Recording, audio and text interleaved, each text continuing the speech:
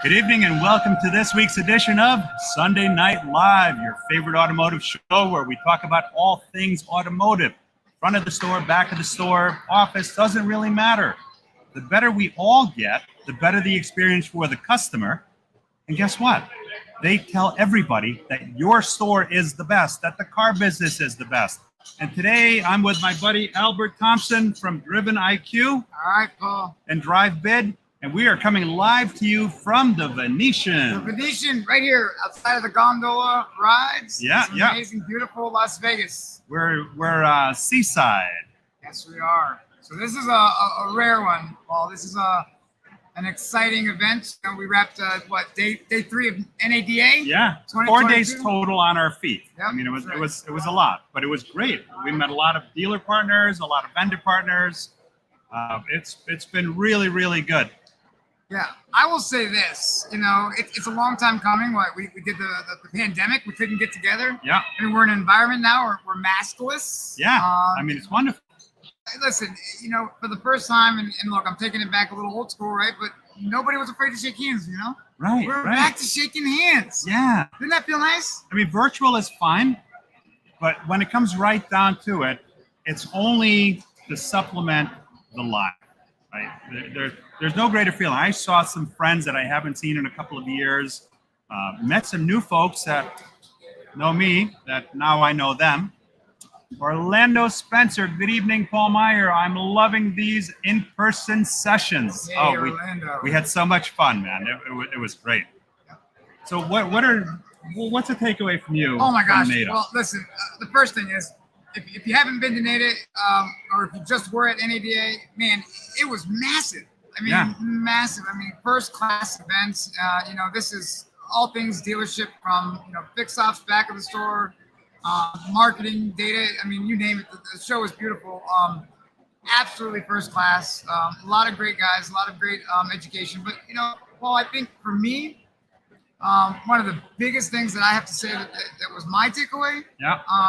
And undertone theme, I really felt that there was a circle back to the consumer focus. The cycle repeats. Yes, the cycle repeats. Everybody we met with, I didn't care if it was logistics or if it was a fixed ops company. We always heard that theme of gotta listen to what our customers are saying. Yeah. And that was exciting to hear. And the funny thing is, it's always been about the consumer, but we recycle it. It seems to get away from us for a little bit. And then we bring it back as though somehow it's something new, when it's not. It's just one of those things, man. Sometimes we forget, and maybe it takes a pandemic, and maybe it takes an inventory crisis. Yeah, maybe that's what it takes. In the last 2 years, we fast forwarded at least 10 years, in my opinion. It's funny. In my previous role, when I worked with the OEMs, and we were rolling out digital retailing, right? We accelerated that timeline. We knew we were going to go to digital retailing. We know that the consumers were looking for an easier way to do business, an easier way to transact, an easier way to do research online. The pandemic accelerated us to hit it faster, but more importantly, the way I see it, Paul, is it accelerated us to do it right and to really find a solution and implement and execute. And the pandemic made it happen. Yeah, no. It's had a lot of bad, but there's been a lot of really good that's come of it. That's right. It's eyes of the beholder, right? Half glass, full glass. Well, here's how I look at a glass. Okay, every glass is completely full. It just depends how it's filled. It could be usually the bottom half is water, and the top half is filled with air. But you add the two halves together, the glass is completely full every single time. I like that. Now, one of the things that was extremely interesting for a lot of people that I spoke with, particularly dealers, is that, I asked them, how much are you spending to drive visitors to your website? I asked them that question. And you can tell when somebody doesn't want to tell you what the number is. Right. But you can tell by the look on their face that number is a big one. It is. And then I follow it up with, all right, so I know I worked with a large company with 3 letters, and about 8 years ago, most of the customers didn't want to fill out a lead form. So I would imagine, fast forward to 2022, there's probably this many people that go on a company's website that actually fill out a form. So now you have spent all of this money to drive business to your website, whether it's SEO, whether it's Google AdWords, all of these different strategies that you have. I hate to use the word spray and pray, but back in the day, it rhymes. Yeah, spray and That pray. was not back in the planned. day. No, That it was wasn't not planned. Totally by accident. But the point being is, you spent all this money to have somebody come to your website. And then what happens to all the ones that don't fill out a form? What happens to those? I think you said earlier, it's like spaghetti and So I look at it this way, right? I've had so many conversations with dealers, major dealer groups, and listen, it's hey, the focus is I'm spending this money on this, SEM or this strategy or BLA ads or display. all money. Thousands and thousands of dollars, right? And then to get that traffic in, and when you ask them, how many of these visitors, these people that are coming to your site, how many of them are actually engaging in the format of a lead? And Paul, it's roughly like 2 to 3%. It's a very small number. And so so the reference with the spaghetti is you put the hot noodles into the water into a strainer, and you have that leakage, right? And they go through. And here's the beauty of that reference. The hot water, when it's cold, it's not going to go anywhere. But when it's hot and wet, it slips through real easy. When your lead is hot and wet is when it's slipping through that strainer real quick. We got a couple of comments here. We have Matt T. Great meeting you this weekend. Hey, Matt. And Steve Apicella. Steve. You got to connect with Steve. We're going to connect. You right? missed me right when I was walking the other side. I'm going to get with you. Steve says, when our industry engages on Sunday Night Live in person at NADA or wherever we're helping strengthen the industry, we love good things happen.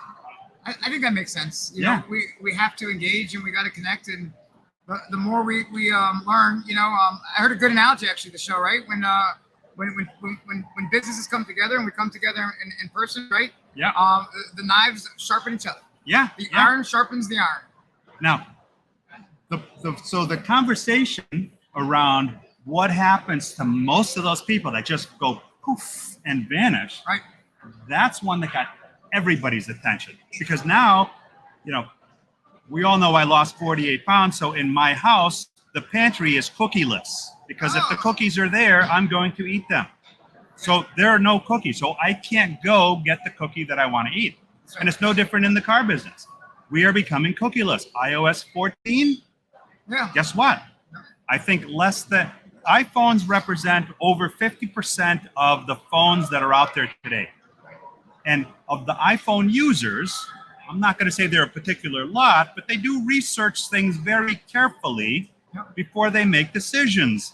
And I think the stat I heard is somewhere around less than 10% or less than 10% of Apple users actually say, yeah, spam me. I want to opt into all of your marketing on the people that I don't know. So if more than half of the people that access your website do so on a mobile device that most of those people have opted out of, that's no good. No, it's not. And it's funny. There's new and exciting technology out there, Paul, that's coming out. We know about this technology. Well, we do. So listen, if it's all right, I want you to share that. But hold on, before we go, Orlando says, I can hear you guys very well, but for some reason the video feed keeps freezing. Maybe it's just on my end. We are at the Venetian in the courtyard. The only Wi-Fi available is public Wi-Fi, and there's no power cord. So although I charged up the computer fully, there is always the remote possibility that the computer dies before we finish our show. Hence the disclaimer on the bottom. Live from Las Vegas, no power outlet, so we may be a shorter show if we lose power. So sorry about the buffering. It's just the signal in the hotel. Yeah. But this was the only place I had to sweet talk the manager of the restaurant in order to let us live stream here. Because when I asked the person at the desk, they said, you can't live stream at the hotel. If they see you, they'll shut you down immediately. and we didn't want it to be shut down, so it needed some measures. That goes to show you how rare being live at the Venetian. We may be one of one, Paul. This may not have been done before. So, all right, so now, come on, I'm itching. All right, so here's the deal. What happens now? Somebody comes to their website. You don't know. Well, first off, I'm excited to announce that DrivenIQ has officially acquired some technology. We acquired a business this week, an enterprise. One of our first acquisitions. So that's exciting. But it's continuing to move us into becoming a data technology company. But to answer your question, there's tech out there that claims to be able to de-anonymize site traffic. It's been around. Really, a lot of that, Paul, is all based off of everyone says, oh, I can't even get to tell you how many people said, oh, is this like IP de-anonymization? Internet protocol, for those not familiar. Right. And here's the thing is, no, we have a proprietary technology, Paul, that's not built off the IP. Because if you think about that is still based off of a cookie, right? Right. And so it really takes having, 500 plus million first party data consumers that you own. Did you say 500 million plus records? 544 million plus records DrivenIQ owns and aggregates and archives and sanitizes. And that's what we own ourselves. We don't resell that data. It is our unique data. And that's really what makes us stand apart from anyone else when we really reveal who is actually visiting your website. And it's, obviously it's our secret sauce, so we can't tell you, but it's not based off the cookie. And we built this to hedge against the iOS 14 degradation of data. And so it's really going to take dealerships to partner with a company or to build your own technology, which is not an easy task, but you could try it. But we would, be there for it if you needed to. But essentially, Paul, this is the thing is, right? 98% of your site traffic comes in. Yeah. Comes right out. No idea who it is. None. The leakage is that hot water we talked about. The hot leads, right? What if you could tell and know who those people really are before they get to your competitor's site? Because let's think about the customer journey for a second, right? I'm looking for a used Lexus. I'm looking for a used BMW. I go to your website, Mr. and Mrs. Dealer. I'm looking at your inventory. I'm interested. I'm doing research. I'm in the research phase. And I think the last study I read says almost 90% now of all of our consumers are doing almost all their research online before they engage, right? Yeah. So by the time they get to your site, they may be mid-research. They might be 3/4 through their research. So they're still interested. They're in market, but they're not ready to reveal themselves yet. Now, this is an opportune, a hyper moment in time for you to capture who that person is. But how do you do it, right? Yeah. It's a very difficult task. But if you knew who that person was, then you could capture that leakage, maximize your investment on all that money spent, and then be able to really build a structured audience that you own, and then be able to market your first party data. Yeah, because listen, a lot of companies out there are trying to say, hey, we have data, or we're using data, or we're bouncing data. Many, in my experience, aren't willing to share that with the dealer. And that's not really getting you guys to a path to data independence. Right. And we've got to get to a place where we learn who these shoppers are, we know who they are, and we don't just follow them today, tomorrow, but 6 weeks from now, 12 weeks from now, 24 weeks from now, 2 years from now, because it's your audience. We got to start building that foundation for our businesses. And where it really got me excited was now you've captured that particular visitor. Yep. That visitor then becomes a gateway to additional people within their household. It does, right? Because, with the 500 plus million records that we own, we actually know the additional unique, if you want to call them fingerprints. I think that's the best way to look at it. We have these unique fingerprints. And the best analogy that I use is with what DrivenIQ's technology does is look at it like your dealership is your house. Your website is your home. Yeah. We know who opens up the bathroom door. We know who opens up the kitchen stove. We know who opens up the refrigerator, right? So we know all these things happening in the house. That's the BDP page, where they're looking at. Are they going to service? Are they parts? Last vehicle looked at. All of that becomes data that's actionable. Right. And now let's say, for example, I open up the front door and I leave. I go down the street, right? Well, that's like, let's call that Google land. Let's call that Facebook. I'm going down the alley. Let's call that Facebook, right? And then let's say I go down and make a right and I'm in Another alley. Well, you know what? Maybe there's not visibility there. That's where Google and Facebook might have visibility. But then let's say I open up my neighbor's door and I go into my neighbor's door and I start walking around their house and I open up the refrigerator, I open up the stove. Well, guess what? If we have the unique identifiers, we can connect those two dots. So now you can literally build your tribe. You can literally build your tribe. You can build that connective tissue, from an OEM perspective or tier 2 perspective. There's so many unique things that can be built, tying that data, or if you're a dealer group, for example, wouldn't it be nice to know that shopper A visited store C, D, E, F, and G? Or I got one better than that.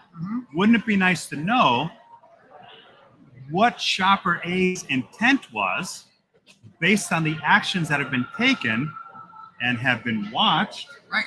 Okay. So you kind of know what their motivation is and where they are in relation to getting ready to pull the trigger.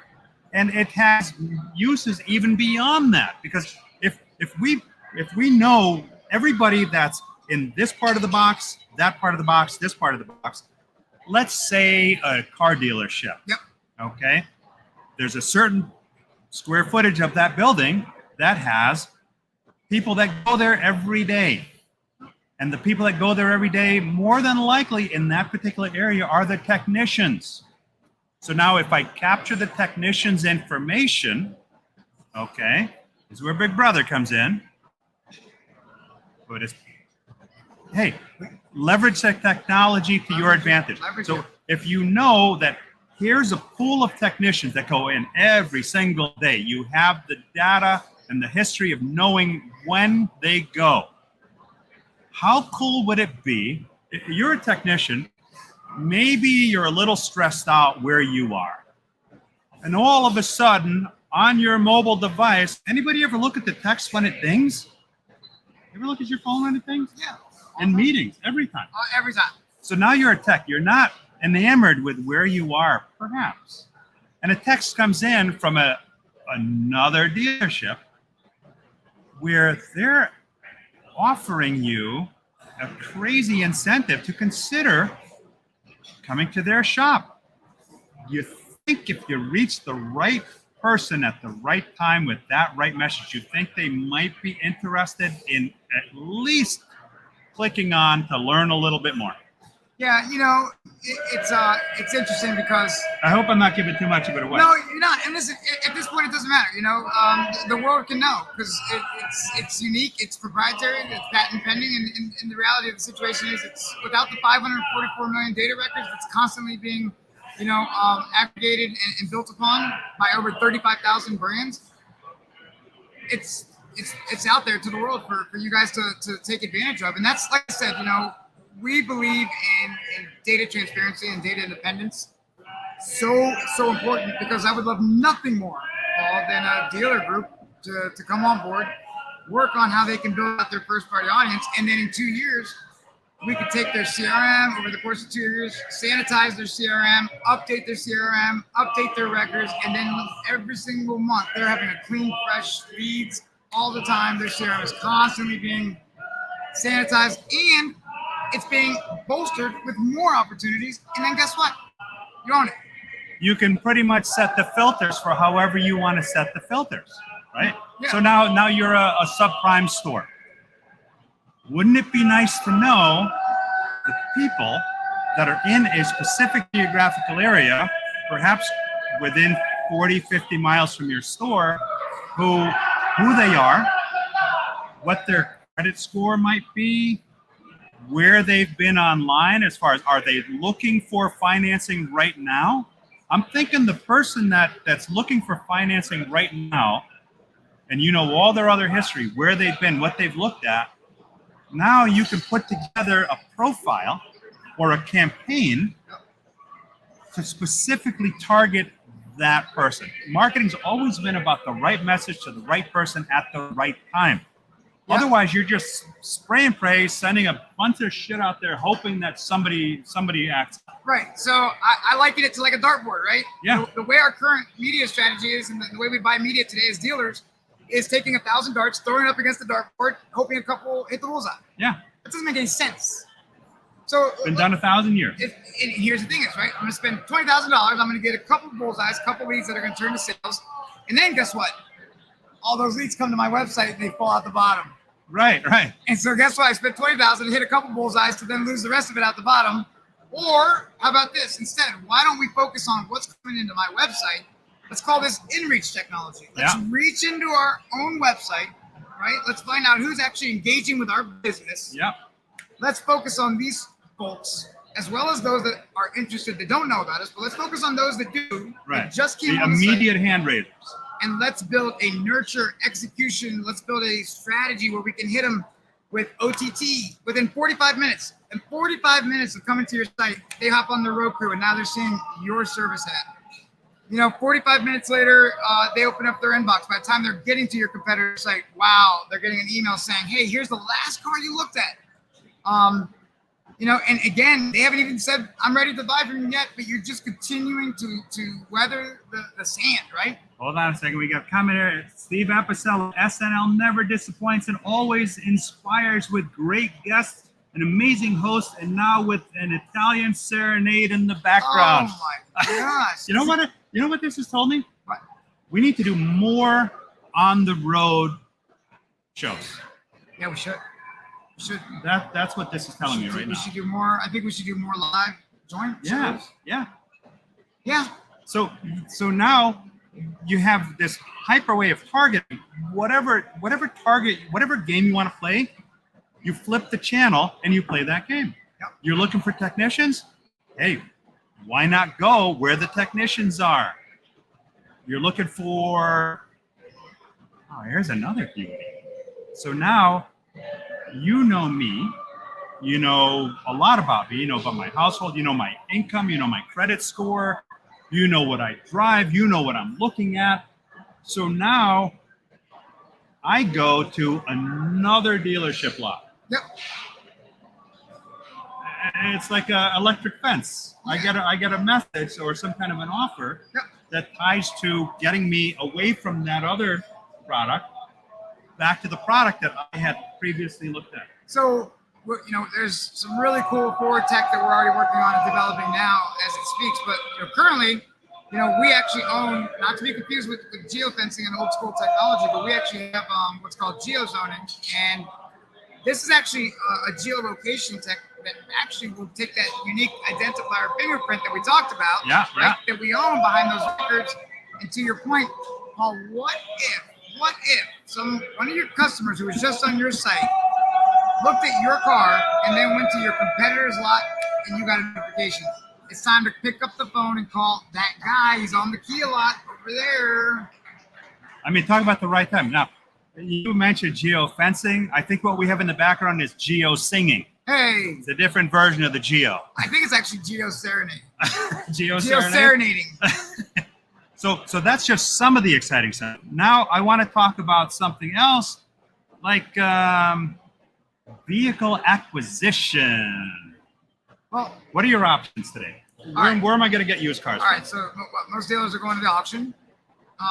So Odessa, which is now Carvana, I think it is. I think it's Carvana now that's selling. How much are they going to help you? We're going to do a whole episode on that. We need to. Yeah. I'm not saying anything good or bad about Carvana. They're there, but high on the list. I give major props. But that's it. It's no longer Odessa. It's now the Carvana auction, and then you've got Mannheim, right? So those are your options.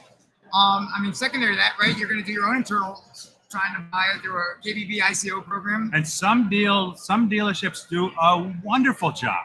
Oh, great. They know who's coming into the service drive. They know all about the car. And half the time, that customer has actually purchased the car from that dealership. So they know a little bit more about the car, right? Some stores do a good job engaging those folks to be able to buy their cars. Yeah. But I'm gonna be honest. There's a lot that don't. Well, and that's really your third option, right? Is to get people on the lot and try to buy their cars. And we know the struggle there with the inventory crisis, right? So in a quest to continue to get the best data, our thesis is there's a world where it's time where there needs to be transparency, where dealers can actually compete for live trades with consumers. Consumer-directed auction. Yeah, I mean, think about it this. Everybody's going instant. Car Gurus instant, right? Yep. Cars.com instant. Everybody's instant cash offer, right? Right. Instant in our world equals safe. There's nothing wrong with instant. Right. Hey, it's gonna help you buy some cars. That's great. Instant is here's the VIN, here's the vehicle, here's the options, here's the trim, here's your safe number, right? But instant doesn't mean best offer. And safe is if all of your investments are safe, are they all high yield? No. And so it's time. It's time for consumers, and this is, like I said, the theme of the show. It's about the consumer. And I think dealers are ready for this. In a world where banks compete for mortgage rates, every day you see the ads. Why don't dealers compete for trades? Because they have no way to do it. They have no way to do it.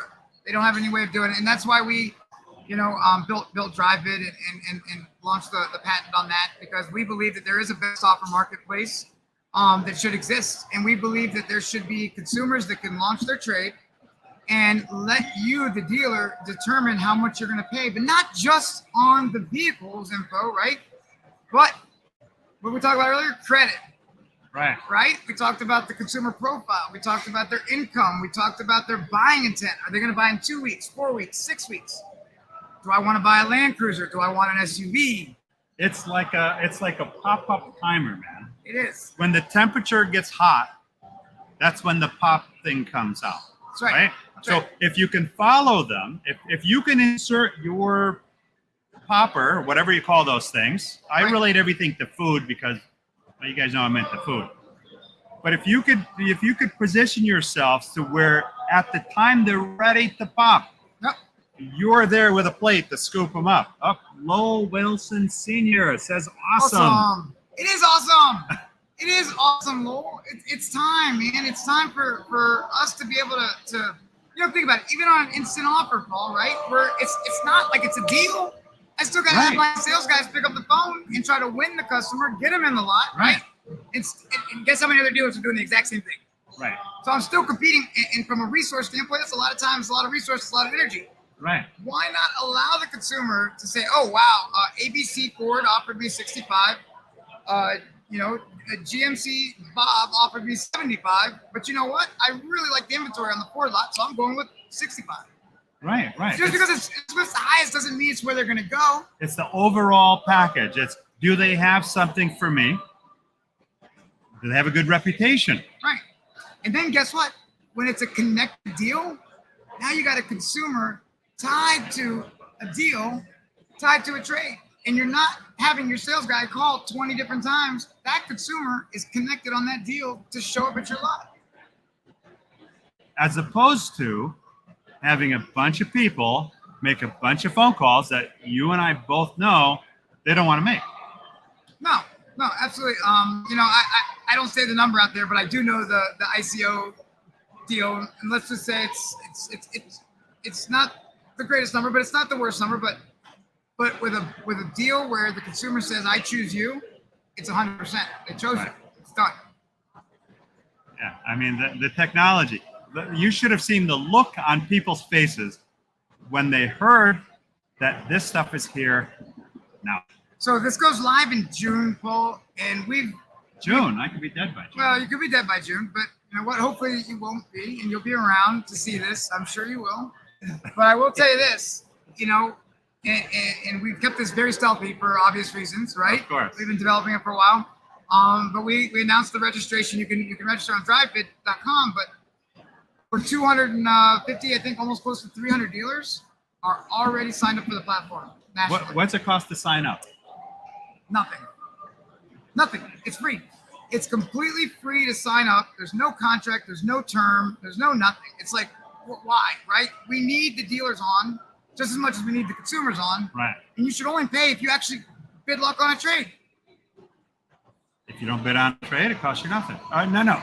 You can bid on a trade, it costs you nothing. But if you make that deal, which goes back to my earlier question, how much are you spending in fees to acquire vehicles elsewhere?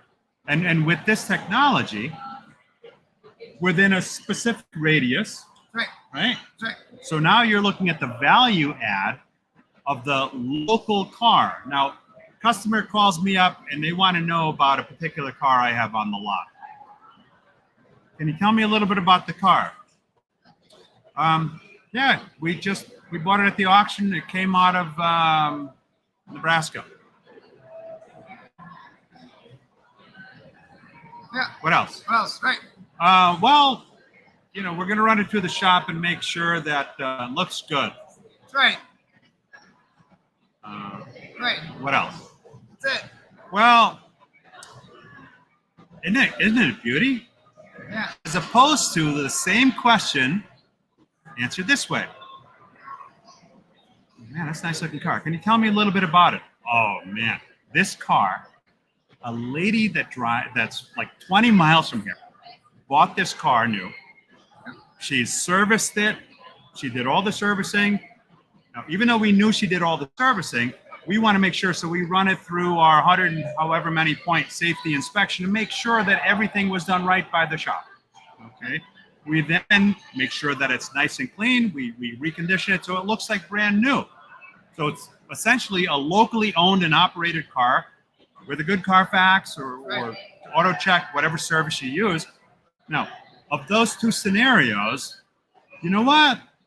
I want the one from Nebraska that you know nothing about, because that makes me feel very secure in my purchase. Right. Well, and so it's funny that you even brought that up, because that's the number one thing we've been asked, right? It's like, well, Nebraska? Second to Nebraska. Nebraska's been first, but second to Nebraska, we've definitely been asked, how are you going to solve for the condition, right? Yeah. Well, I'm not going to give away all the goodies because there's a lot more exciting stuff to come out. But let's just say that, obviously the vehicle's going to make its way to the lot, and then there's going to be a visual condition, and the consumer's already doing a CR type report that's going to be already known by the dealer. Yeah. And there's going to be even some connected, technology that's going to speak between the app and the car, which is going to help you to get your codes and know what's wrong with the car, to help you potentially, not saying you'll do this, but potentially offset the price and renegotiate on the spot with the customer. Of the times that actually happens, I can tell you 10, 15 years ago, I was buying cars sight unseen, and you tell them honestly and upfront, assuming that the car is exactly as you represent it, it's worth X amount of dollars. Right. Okay. We can check the history of the car, so we know if it's a good car, bad car. We know all that. Right. And 10, 15 years ago, generally speaking, within a nickel, just about every time of buying the car. So now with technology, where you can get a little bit more finite with what or granular with what the actual condition of the car is, and the technology to know more of the history. Hey, this thing had a $30,000 hit. Yep. It might affect the value a little bit. Yeah. So it's easier now. It is, and the reception has been amazing. I mean, the retailers that we spoke with, the dealer groups that we spoke with, listen, when dealers compete, consumers win, and we know that dealers are ready to compete. They love it. We're not training them on something new. Yeah. I mean, hey, when I was a dealer for a couple of years, right? I loved going to the auction. This is my favorite thing to do. This is what we did. Got us out of the office, right? Right. And look, how many of our guys do we know, right, that are sitting on a computer on a Wednesday or Thursday, right? And they got, all their simulcasts, right? Yeah. So we're not treating dealers to do anything new. They're doing stuff they already enjoy doing. Right. And guess what? And you're taking that consumer experience and you're raising that experience up. Because can you imagine, from a consumer experience in their living room, shooting out their vehicle, pushing it from their garage, their virtual garage, and within 15 minutes they saw 4 or 5 dealers give their best offers. Yeah, the call to action is quick. And they get to decide. They get to choose. They get to choose who they want to do business with. And when they do, then at least on the dealer side, they don't have to waste their time nor their resources chasing on all these instant potential leads. This is a transaction tied to a consumer who just said, by the way, I want what you have. I want a 2020 RX 350 and I'm looking for white and I'm ready to buy in 2 weeks. So it's not just a car now. Right. It's a car with intent. Right. And then it's a car with intent for the consumer that's on your lot now. Yeah. I mean, what's that worth to a guy or a dealer? I'd say a few pounds in car business terms. Yeah, so it's going to be exciting times. I think it's going to help solve the dealer need. I think it's going to help solve some of the inventory shortage. Listen. And that's not going away anytime real soon. I'm hearing estimates of another year and a half, maybe. Yeah. That's a long time in our business. Well, but either way, Paul, look at it this way, right? We've seen the market evolve, right? We've seen the CarMaxes of the world. We've seen the Carvanas of the world, right? Yeah. We've seen shifts of the world, the Vrooms of the world, right? And they're continuing to push, in my opinion, they're continuing to push up against the dealer body, right? And it's making harder and harder and harder for our guys to survive, man. Right. And it's harder for them to get a car. It's harder for them to win a car. And listen, we believe it's going to take a national platform like a DriveBid, right? To help unite our dealers, our retail franchise dealers to stand together, to come together, to unite behind a DriveBid so that we can collectively push up against them. Because and say we're here and we're here to stay. We got to get our franchise dealers to stand up and push back together. You hear every day, I went to the auction, but I got shut out. I can't compete with those guys. That's why we're making this free. That's why we're making it free, because we, if there's dealers out here listening, and if you're on this right now, I'm telling you from me to you, we've got to stand together. We've got to push up against an agnostic platform, not tied to an OEM, not tied to some tier 2, right? Just agnostic platform that's fully there to help their consumers and help them buy cars. And that's the one thing that's going to help push up against and take back some of that market share. And it's there to be had. We just got to go together and get it. Now, when you buy something local, we all know this. If you buy it from the consumer and it's local, you're going to save on transportation costs. We talked to transporters today. We talked to transporters over the last few days. And I talk to transporters regularly. Guess what? There's less transporters out there charging more money. Factor in costs. I mean, all this stuff drives up the price of the inventory that you want to purchase. Now, when you say it's free to use.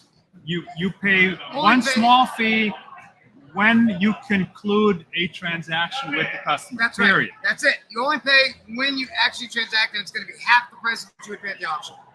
So I mean, it's going to solve our inventory. It's going to solve our inventory problems, and it's definitely going to be a big thing. And if NADA was any representation of what's going to happen, it's going to be exciting. So Paul, I guess my question for you is, what were some of the takeaways that you got from NADA? I mean, outside of some of this, because at the end of the day, right, with what we could do with DriveBid, remember the end game is all of that data is going to go right back to filling that DrivenIQ 5.44 million records. Yeah. And every consumer piece of information is now going to be backed into that data, which is going to help the dealer be able to capture those hot leads. It's a cycle. Right. And now those hot leads have better quality data because they are now tied to a DriveBid consumer. You ever go into a restaurant and they have this beautiful, beautiful setup and they've got a waterfall. Beautiful. The waterfall, you watch the water go down and the waterfall just continues. It keeps coming. This is kind of like that. It is. It's really, it's going to be a great thing, and we're excited about it. And it's going to be huge. What have some of you guys seen out there? Some of you guys, gals, have seen at NADA that were here. Any feedback on what some of your takeaways were? And what were some of the best booths? What were some of the best booths that you guys saw? What were some of the exciting tech? Anybody want to comment and share some of the latest and greatest things that they saw out there? And if you're watching it on the replay, obviously we're not going to be able to respond to it. All right, we got some shy people today. We do. But, oh man, it was so great. When you're walking through the convention center and you hear somebody call out your name and you look over and there's a friend you haven't seen in a few years. I think the last time was 2020. Right. That I was at NADA, And there were a bunch of people that I saw at this one, but the last time I saw them was 2 years ago. Oh, I think that's one of the things that, going back to the beginning of this, right, is, and by the way, just before I say anything about that, you, man, have quite the following.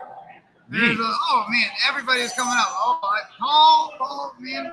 So, if you guys are watching out there, he's really amazing, and he's got quite a supporter. So, keep supporting Paul.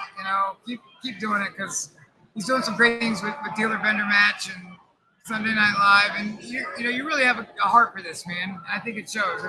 But you know what? I've been in this business. I'm going into my 43rd year in the auto business. 43rd year. 43rd year. I love it. How many people you think know about what you showed me in the car? I don't know, a couple. So 43rd year, and today I saw. Do you want to? You should share. You can't. Can you share it? Well, let me see. I don't remember. If you can't share, I'm putting him on the spot. I'm totally putting him on the spot. But it might be in here. Hold on. Yeah, you know what? I think it might be in there. It would be so cool to show this if you can. But if not, the. Oh, yeah, it's here. Let's show this. All right. All right. This is me a few years ago when I first got into this wonderful business known as the car business. Okay, you ready for this? Here we go. Dear Midas, one morning I noticed my car was pulling, so I took it to a tire store for an alignment. And after 3 separate attempts, they couldn't get it right. I went to Midas for help. Your manager, hi, I'm Paul Meijer, and his staff spent all the time necessary to identify and correct the alignment. Paul said, we don't want you to leave until you're extremely happy. Which I am. Sincerely, Anthony Nista.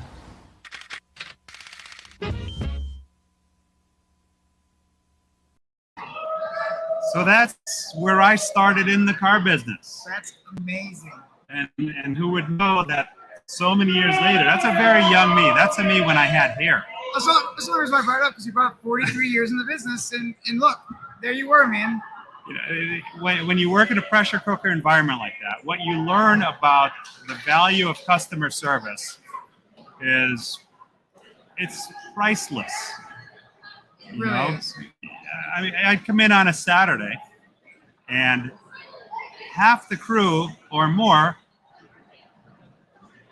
doesn't show up because they went out partying the night before. In the meantime, you have a parking lot full of cars, and there's a line at the door before you put your key in it. And I always went in early, right? But they came in even earlier than that. Yeah. And they're asking you as you're putting the key in, how long before my car gets on the lift and how long before it's fixed, without even knowing it. And you know full well, you got the trainee there. The trainee always showed up on time. Right. And not much else after that. So, it looks like you cut your chops in fixed ops, man.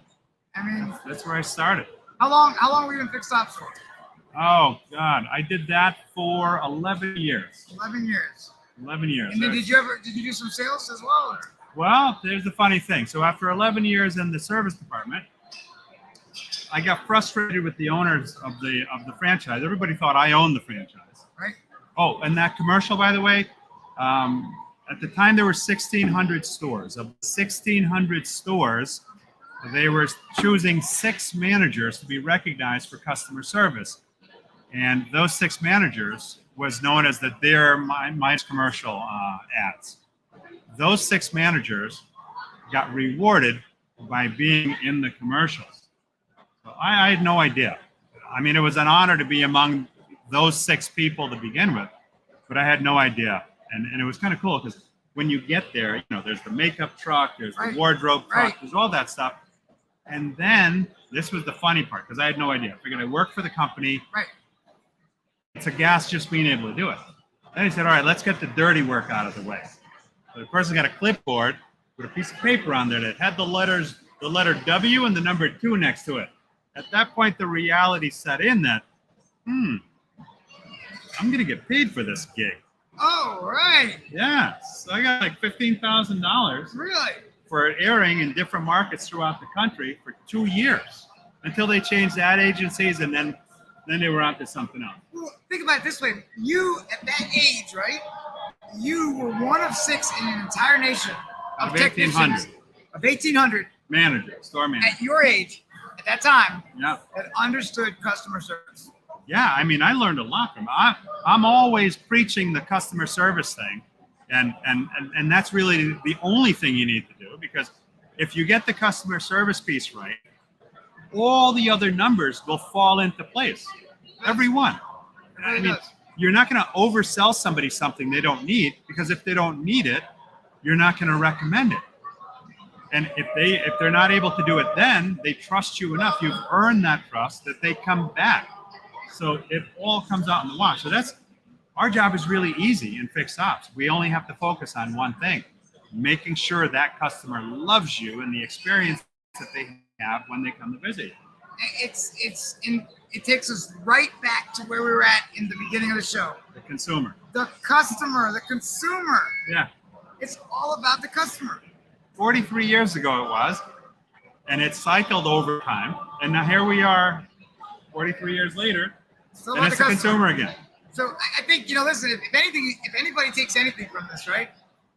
Our North Star should always be our customer. Yeah. That's it. Yeah. If we're doing the customers right, then they're going to continue to do business with us. They're going to continue to work with us, and then the rest of the results will follow, right?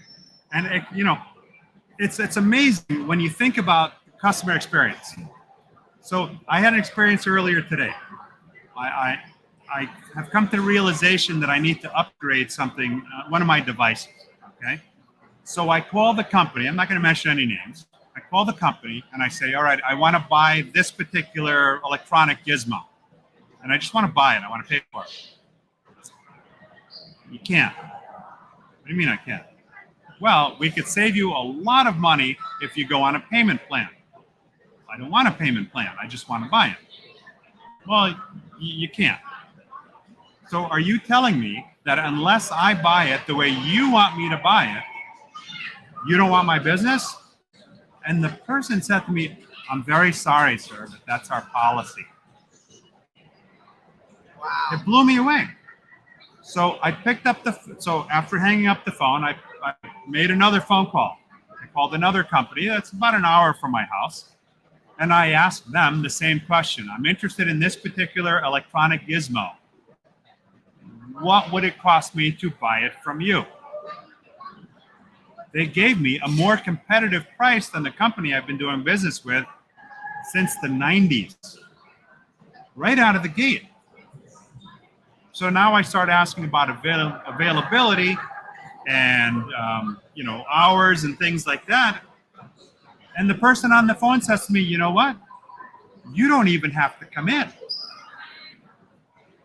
He says, we'll ship you the item right to your house. Not going to charge you for shipping.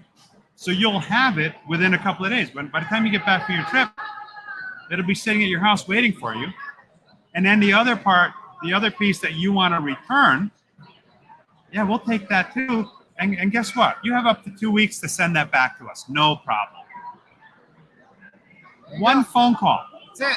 So the moral of the story here is you've got to take care of the customer, because in one instance, that customer can be gone. So now I learned a very valuable lesson. So I learned that loyalty isn't necessarily something that is part of the landscape today with every company. Doesn't matter if you've been with them since the 90s, they just as soon say goodbye to you. If you're not, if they can't put you into this car today for $299, There you go. you can hit the bricks and go somewhere else. That's it. But then it went further. The guy on the phone said to me, and you know what? For only X amount, you have this warranty that covers you for 2 years. I take out all right, the total, I divide it. That's not bad. So I'm wondering, what am I paying the other company? I go into my account. Ooh, I'm paying about 33% more for a warranty that's probably not as good as this other one that I just found out about. So guess what? So I'm going to get the gizmo. I'm going to get the warranty. And then when it arrives, then I will cancel the warranty with the original company. And when I need to get more of these devices, where do you think I'm going to go? Yeah, you're going to go right to where you had the best consumer experience. You're going to go right to where you had the consumer experience. So you know what? In your story, not only did consumer experience determine a lost sale, Yeah. it determined how you ended up buying from another company, which is now going to have continued customer life cycle, Yeah. right? And then it also brought a cancellation. It brought a cancellation. It brought a cancellation. So it opened your eyes to what else that organization was doing wrong. Yeah. We oftentimes at the store level, look, I get it. Everybody's busy, right? And that old saying of nothing happens until the pain to change is less than the pain to stay. That's true. It is very true. It's a lot easier for people to just keep doing what they're doing and put up with the BS if they want to. But in today's world where we live online, where the information highway, there is no speed limit. It's like the Autobahn for technology. In an instant, you could lose your current customer and your future customer, because I haven't even received my item yet, but I have already decided that the next purchase, because it was so good in this initial call, that the next purchase is already belonging to this new company. Yeah. So going back to what we were talking about with some of that lost shopper technology, Yep. right? The spaghetti through the trail. So that lost shopper. So here's the thing: is more opportunities from an experience standpoint, right? To be able to work that is important, because now you're only working with a finite amount of opportunities, Right. that come into your site. Yeah. And let's say that they don't have the best experience. Well, if you're not also getting the rest of these other consumers an opportunity, then you're missing out on all those potential wins you could have with customers. Yeah. Now let's go to a comment. We got Pat Fire says, what makes DrivenIQ different when it comes to Facebook? Man, he's on fire, literally. Yeah, well, that's Facebook. Fire, yeah. Anybody go on Facebook? Yeah, it's Meta now, isn't it? It's Meta, Facebook, right? Point is, everybody goes there. Everybody goes to social. So, you know what's interesting? I'm gonna say something. Everyone, when I'm talking to a lot of people, they're like, well, the internet, it's like so confusing. Where do I start? What's going on? I say there's 3 things happening online. That's it. I simplify it. I literally simplify it. There are only 3 things happening online today. Search. Yeah. I'm at the bottom directionally looking for a hair salon in Well, Baltimore. not me. I'm not looking for a hair salon. Not looking for a hair salon. I'm not going to lie. No, I'm looking for a tax accountant in Leesburg. I'm looking for a barber in Chicago, whatever, right? Yeah. Bottom funnel search, high funnel direction, Yeah. right? Then if you're not searching for something, what are we doing? We're surfing. Right. Surf, right? So I'm browsing my favorite news site. I'm looking Yeah. at articles. I'm checking my stocks, right? Yeah. I'm reading the Washington Post. I'm browsing online. That's mid-funnel, right? All right, so that's where you might find your remarketing, display, all of that, right? Okay. The third thing that's happening, so if you're not searching for a divorce lawyer or whatever, and you're not browsing your favorite news articles, blogs, right? Okay. What are you typically doing? You're socializing. Yes. That's it. So there's only 3 things happening: search, social. Now, as a business, you want to make sure you're covering all 3 components of that, right? Correct. To make sure your business is getting maximum coverage. But from a social standpoint, there's there's Facebook, there's LinkedIn, but at the end of the day, with iOS 14, and then obviously they did conversions API and setting up web events, and then and Google's going there as well. I think within the year on Android. That's right. With the block changes, but when Apple changed that iOS 14 degradation, right? It crushed Facebook. I mean, it crushed. They weren't too happy. It crushed them, man, and it crushed a lot of our agency businesses because they didn't know how to set up the conversions and how to set up the ability to be able to track these events that are happening, right? Yeah. And there's a whole conversions API, a big setup. There's a lot of take a look at the thing right there. You can't get a better location. No, Sorry about that. Really I can't. didn't mean think to about bite the you. serenity. So there's a lot of things you have to do now to set it up, and it's a very tenuous process. But what's even more important, Paul, is going back to that lost shopper technology. What if all of those people that just came to your site, that just fell through, could now be created as a custom social audience. That next time they go check their news feed, they're seeing the last car they were just looking at on your site. Yeah. Not somebody who sent you a form. Not without this, you wouldn't even know who they are. Right. You have no idea. Can you imagine the invisible customer now going to Facebook and seeing the last car they were just looking at, the last piece of inventory they were just looking at, and before using the technology, you wouldn't even know who they are. So that is showing a significant increase of how we can convert shoppers using the lost shopper technology. And here's the interesting part about Facebook. Well, there's many of them.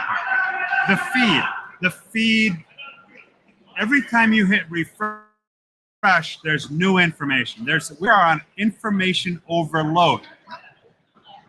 But if the information is relevant, you will click on it because it makes sense. And I'll give you an example. I have a hat at home that says the white tablecloth marketing services on the whatever you call the front of the hat. Okay. Where did I get that hat from? Well, it was in my Facebook feed.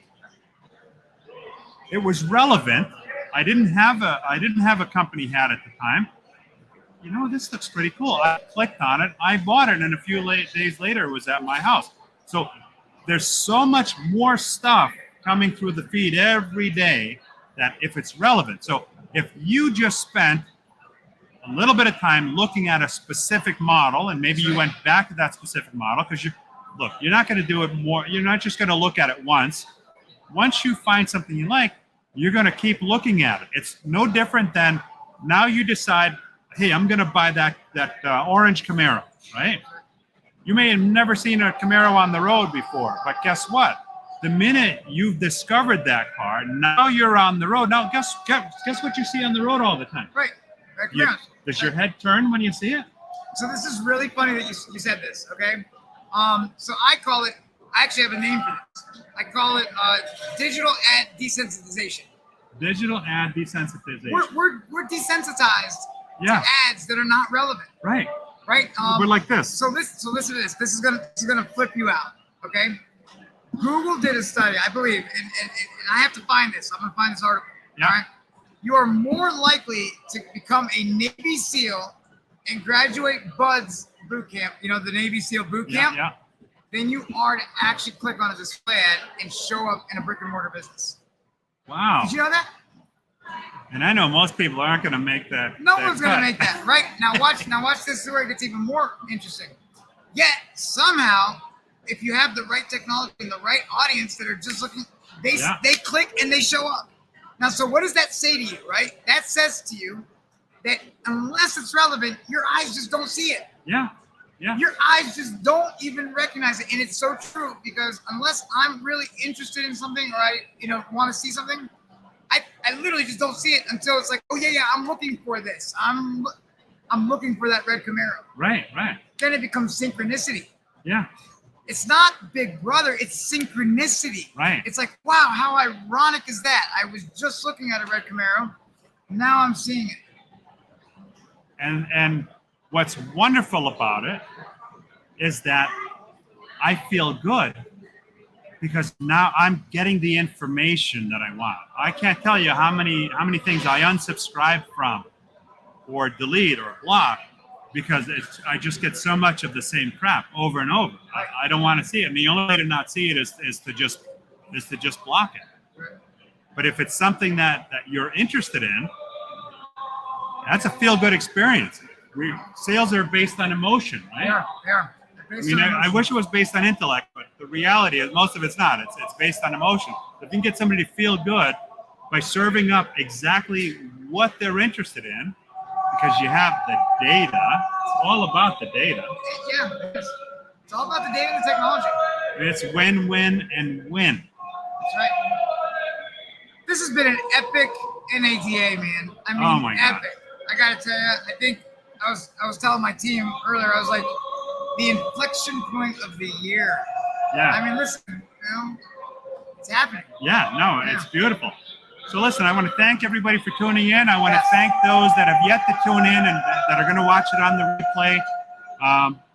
Any questions you have, please reach out to me or reach out to Albert. Our contact information is in this post.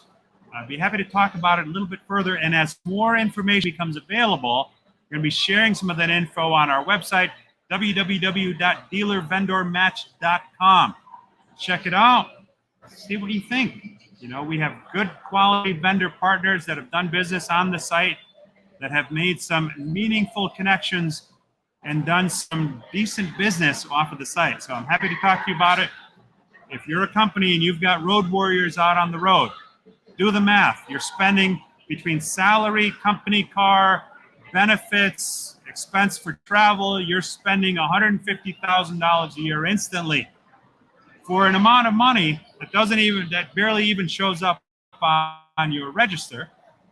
You can have year-round coverage from promotion to key dealership personnel around the country.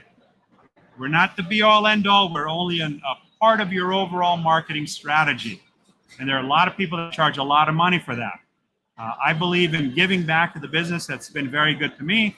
So I've kept the pricing extremely aggressive because I want us all to do well. As my good buddy Paul Machine from Black Book always says, a rising tide lifts all boats. That's right. And the better we all do, the better we all do. So That's right. Sir, thank you very much for being on the show. It's been a great show. NADA. I appreciate you so much. And we've got lots of good stuff coming down the pipe, We my do, friend. man. Thank you so much. Thank you for joining our group. Awesome, man. Yeah, thanks. All right, so thanks again for watching. Have a safe and successful next week. And we will see you next Sunday night on Sunday Night Live.